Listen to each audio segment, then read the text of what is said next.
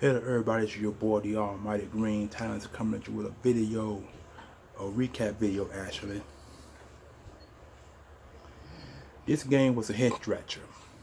The Eagles won the football game 38-35, which is a squeaky victory. Not a victory of margin or a margin of victory like if you were at 10 or 17 points or more, you win only by 4 points. 35, 6, 7, 8. I'm sorry, we went back 3 points. I'm sorry, not 4 points, 3 points. 38-35.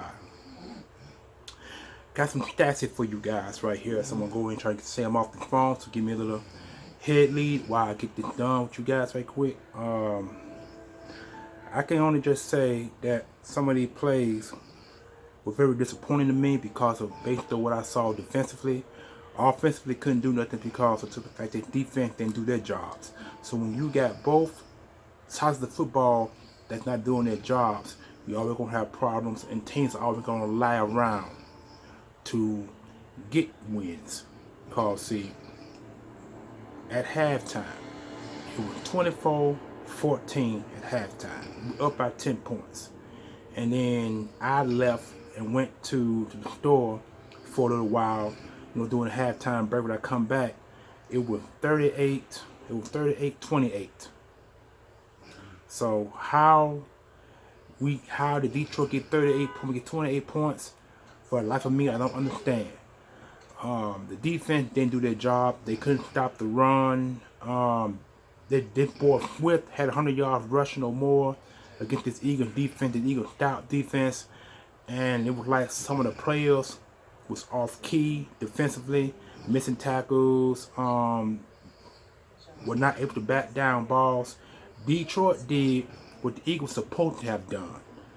And so when you miss tackles and when the quarterback throws balls over your head and receiver catching the ball, that means your front is not doing their jobs. So I don't understand what happened between that time and when I got back.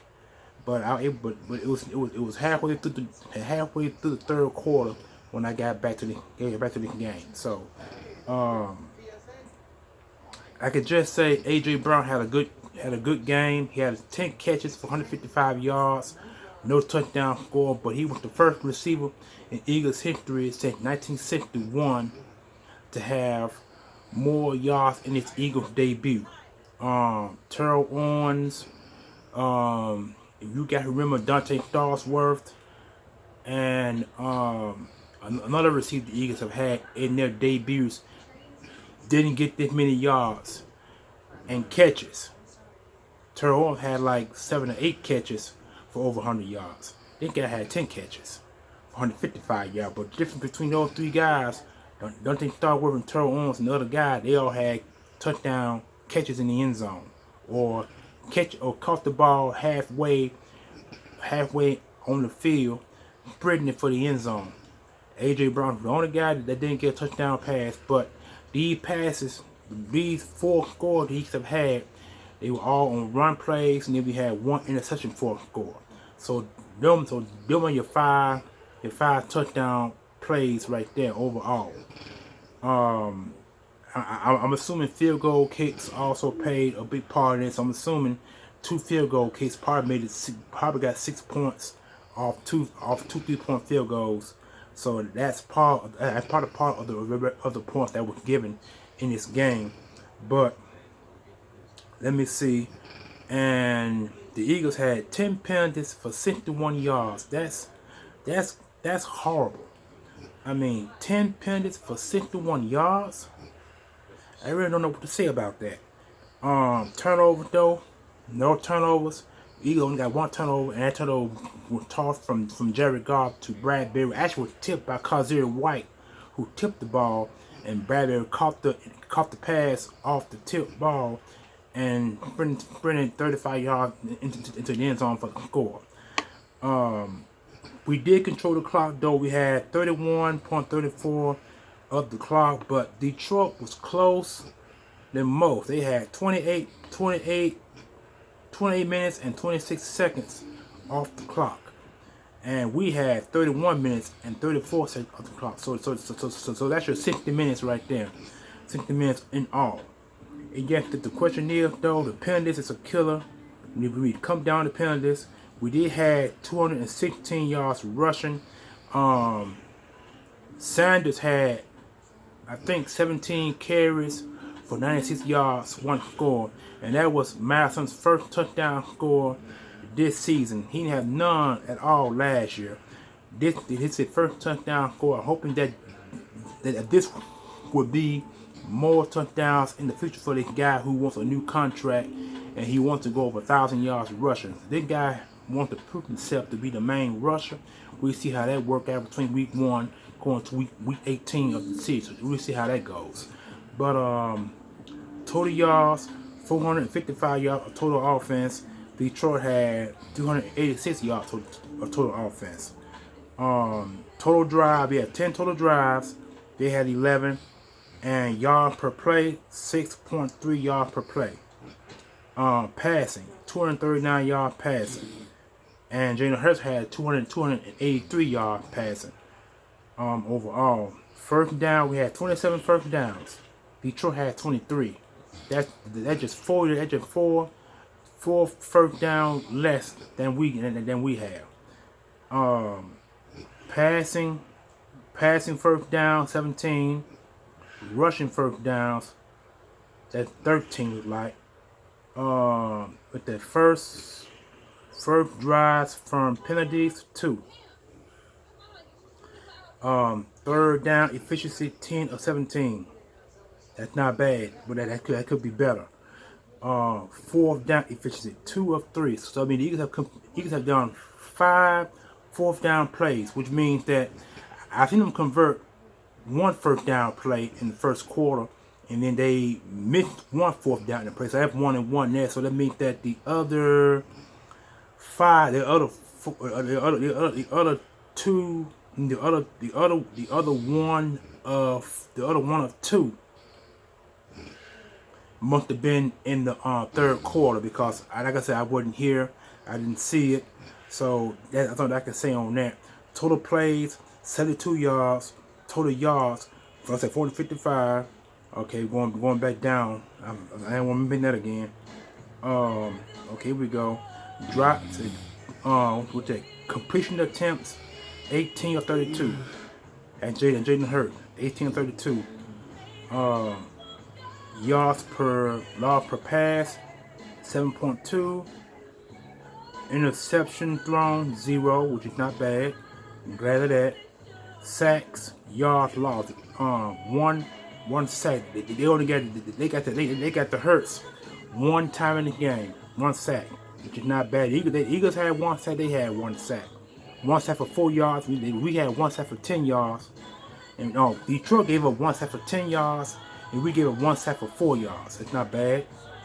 Like I said, rushing 216. It's not bad. They had 181 rushing. Rushing attempts, 39 to 39 right there, and that's been split between Miles Sanders, Gaineswell, and what's the boy name? I can't think of the boy name. Number 5. Though, yeah, I'm sorry, number 35. 35, number 20. No, 35, 25, and 26 are your guys. No, yeah, and are your guys that split the carries. You know what I'm saying? That's why it came. That's why it was 39. So what you call had? Like I said, he had 17 carries. Yeah, he had 17 carries for 18 carries. Sanders. Boston Scott had 5 for I think he had 10, I believe. No, I'm sorry. Gainesville had 10. Gainesville had 10 carries, and Boston Scott had 5. So that's your 39 right there. If you want to add them up together, that'd be your car. I could be wrong on that, but I know Madison had more carries, and I think Gainesville had second with the most carries, and Boston Scott had 5 carries. And so, and then you gotta look at Jaden Hurts, who also had 17 carries. 17 carries for 90 yards. one score. Matter of fact, he ran for the other score on the ground, along with Boston Scott, Gaineswell, and Sanders. Okay, red zone, 4 or 5 penalties, 10 for 61 yards. Gotta work on them penalties, y'all. Gotta work on them penalties. And I think that one, I think them all the team stats, I believe. Let me see. Okay, here's the box score. Here we go. Jalen Hurts had 18 of 32 for 243 yards. 43, I believe. The average of 7.6, which is not bad. He only got sacked one for 4 yards, but his rating was 8.66 rating, which probably gonna be like a third, fourth, or fifth highest in week 1. Okay, here are the carries right here. They probably watch the red, y'all. Here are the carries. Miles Sanders, 13 carries. I mean, I was wrong. I'm sorry. I'm glad I looked at this now. I'm wrong. I said he had 17 carries. He had 13 carries. 13 carries for 96 yards. Average of 7.4. 1 touchdown.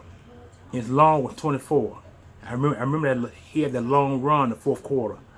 Jalen Hurts, 17 carries for 90 yards. A 5.3 average. 1 score. His longest was 16. Keenan Gainwell, I say he had 10, so he had 5. He had 5 carries for 20 yards, a 4-point yard average. He had a score, and his longest was 7. And Boston Scott had 4 for 10 yards, a 3.5 yard average, 1 score, and his longest yard was 8. So if you look at all, if you add all of them together, the 13, the 17. And the 5 and the 4, you get 39 yards. 39 carries altogether. Total was 216 yards, and all the averages add together, you get 5.5. Your 4 scores, and 24 was the longest. Okay, now here the receiving. AJ Brown, we all knew AJ Brown. He had 10 carries, 10 receptions for 155 yards, 15.5 yard average, no touchdown. I wish he did score, so now he didn't. His longest was 54, and that was the long ball that was thrown. That's Goddard had 3 catches for 60 yards, a 20.0 average. He didn't score either, but his long was 27. And then Gainwell had 2 receptions for 12 yards, 6.0 average. Then we had Miles Sanders with two receptions for 0 yards. I'm sorry. He had two receptions for 9 yards. That's a 4.5 average. Zach Pascal had 1 for 7 yards, 7.0. And the other tight end, I can't pronounce his name. Togile, Togili or L, whatever it is. He had no catches for no yards. And Devontae Smith had no catches, no yards either. So, but all together, it all added together for 18 receptions, 3 yards, a 13.5 yard average per catch. And all together through 54 yards. And TGTS, I think that tackles. I don't know what TGS means, but it got 29. That's receiving. And the fumbles, no loss, none of that. Can I hear the tackles? See if I get tackles, kind of a long list, so I'm gonna try to breeze through it quick as I can. Epps had 10 tackles. TJ Edwards had 7. Darius Slay had 6. CJ Garner, our newest, had 5. Kazir White had 5. Josh Sweat had 3, 2 for loss.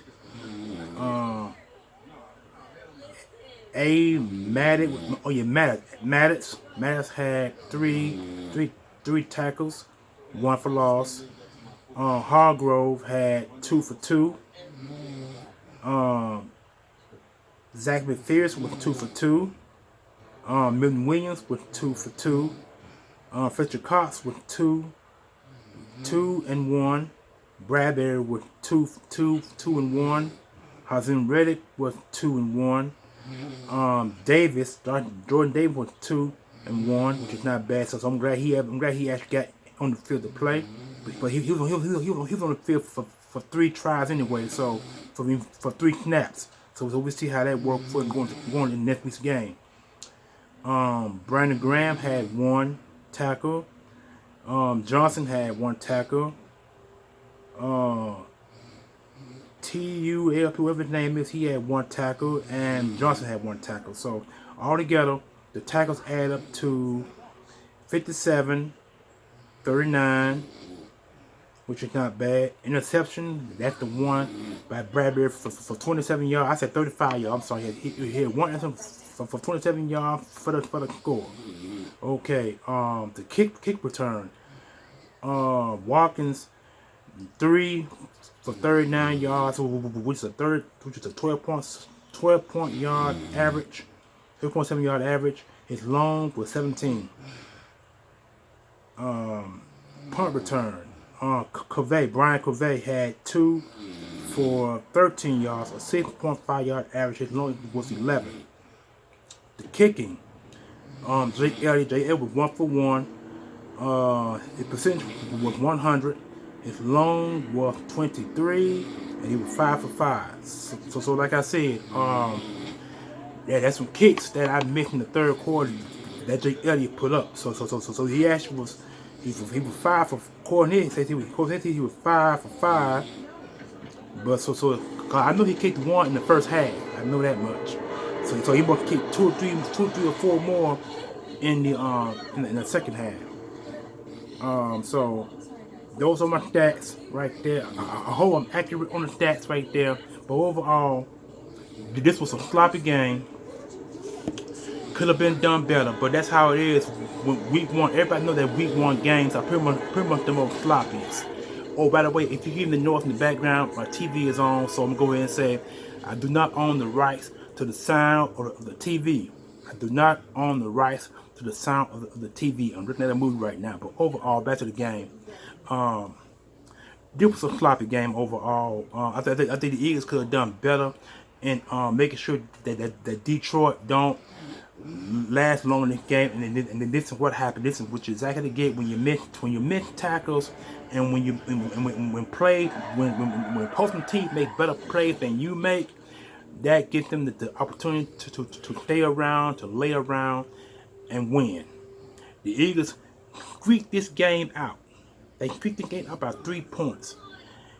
You were up by 17 points in the second half of the game, and you allowed Detroit to score 2 more touchdowns and put the game almost within their reach to win the football game.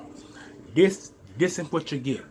So in preseason games, when you don't play majority of your stars, and you let all your second and third string players, and when your stars don't get no contact in preseason games, this is what you get.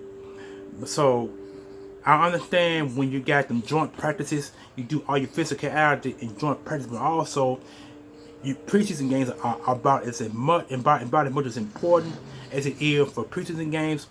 About as much as important when you do joint practice. It's very important. So this is what Russ does to you. The Eagles were rushed on defense and offense. So you really can't point no fingers at any player. You really can't.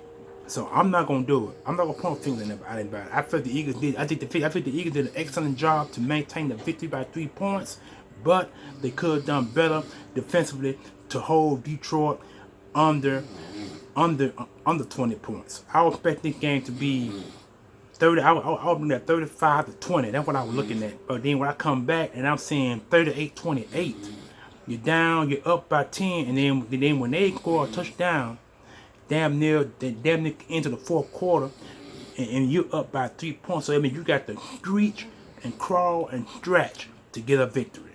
And this is what happened to the Philadelphia Eagles today. They allowed Detroit to stay in this football game. Don't get me wrong. I'm not gonna put no bad omens on no team. Detroit, it just goes to show that Detroit are going the right direction defensively and offensively. They're going the right direction. We saw it firsthand. So we can sit up here and say that Detroit was a bad team. We can say it was a terrible team. We can say all we want.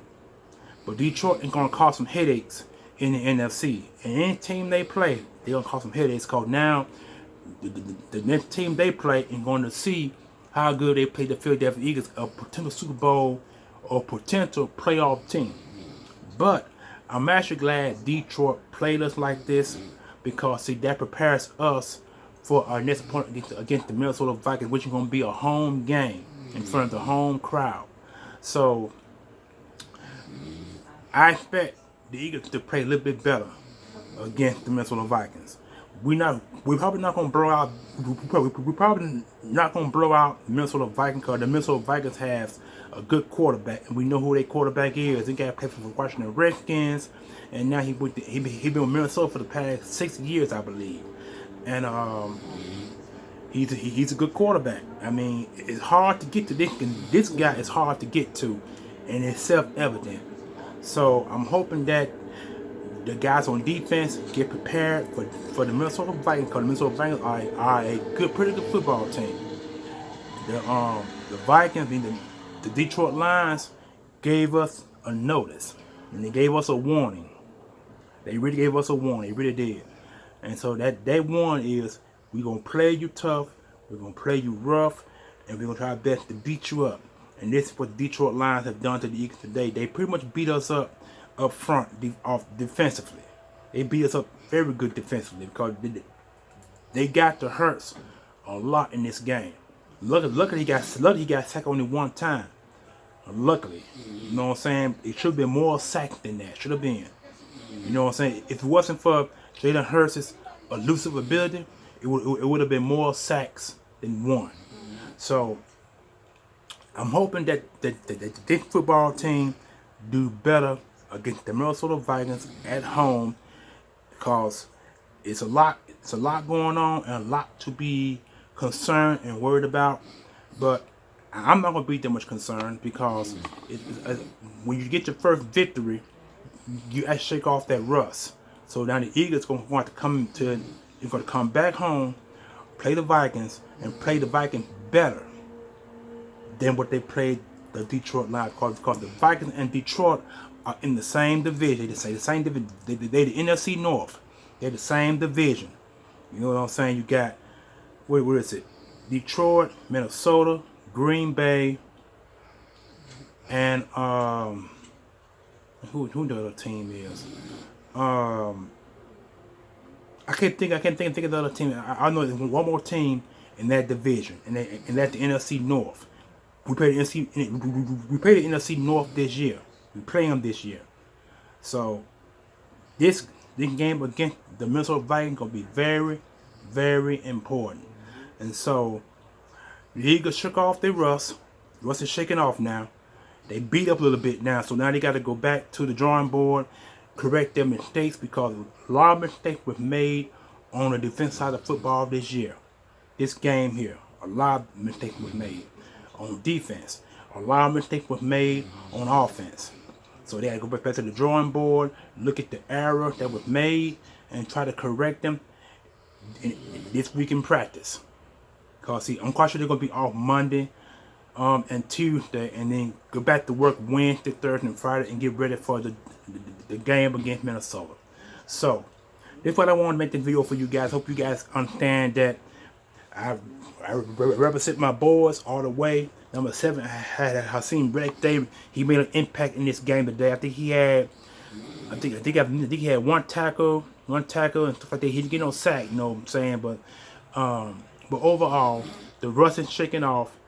It's all about the chemistry now. So I hope they get that taken care of this week, because Minnesota is going to be a rough team to play as well. So anyway, this is your boy, the Almighty Green Talents, once again intercepting the pass thrown by the quarterback, bringing to the end zone for the score and to get the victory, the field goal with the extra point to make it 7 on the scoreboard for the victory. I wish we did won by 7, but we won by 3. So anyway, you do 4 things for me: comment, like, share, subscribe, notification bell on top, and also Make sure you comment in the comment section below and subscribe to my channel. Give me a thumbs up and let everybody see my video, because this is a very important video to make.